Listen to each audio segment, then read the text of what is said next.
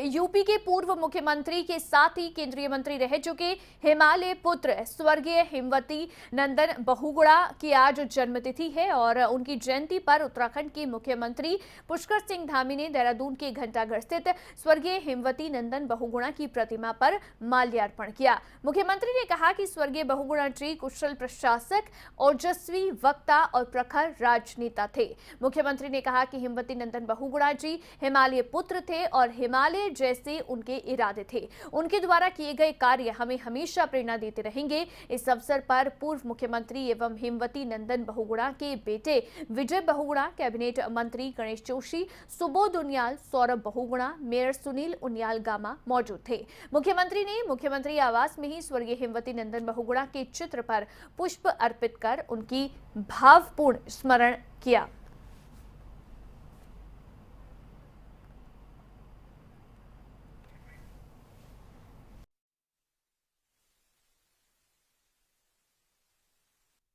जी, हिमालय पुत्र थे और हिमालय जैसे उनके इरादे थे। उनको उनकी जयंती पर सत नमन करते हैं और निश्चित रूप से जो राजनीतिक क्षेत्रों में जिस प्रकार से प्रशासनिक हो या विकास के मामले हो, उन्होंने एक जो अलग प्रकार का जो काम किया था वो आज के समय में हम सब लोगों के लिए एक प्रेरणा के कारण भी हैं, प्रेरणा स्रोत हैं। उस मार्ग का हम लोग अनुकरण करेंगे और उसी मार्ग पर आगे। तो कौन थे हेमवती नंदन बहुगुणा, आपको ग्राफिक्स के जरिए बताते हैं।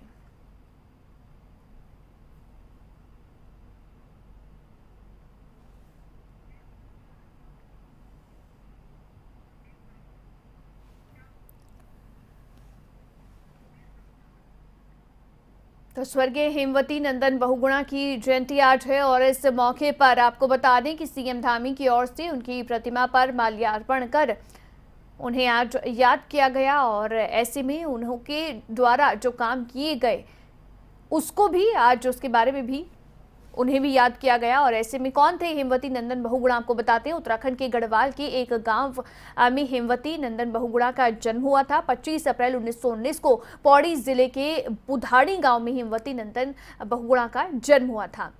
डीएवी कॉलेज से हेमवती नंदन बहुगुणा ने पढ़ाई की थी। पढ़ाई के दौरान ही हेमवती नंदन बहुगुणा का संपर्क लाल बहादुर शास्त्री से हुआ था।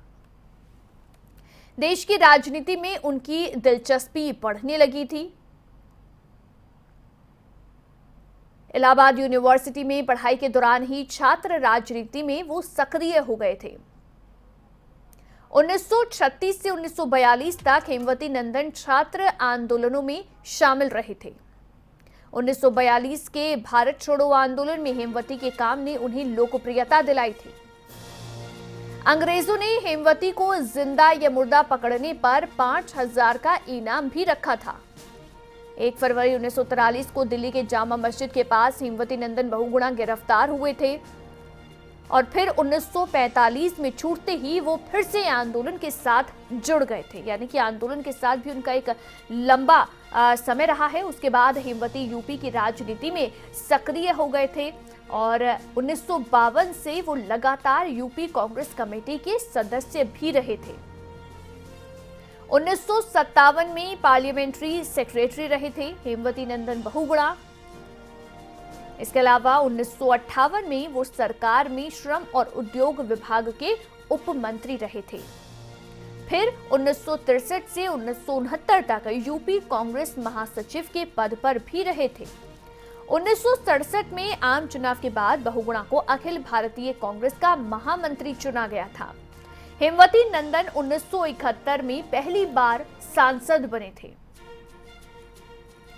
1975 में इंदिरा गांधी ने सबको सरप्राइज करते हुए देश में इमरजेंसी लगा दी थी और तब इसी दौरान 1975 में बहुगुणा की इंदिरा से अनबन हो गई और इस्तीफा उन्हें देना पड़ा। इसके पहले वो 4 मार्च 1974 को भी रिजाइन कर चुके थे, लेकिन 5 मार्च 1974 को फिर मुख्यमंत्री पद की शपथ दिलाई गई थी।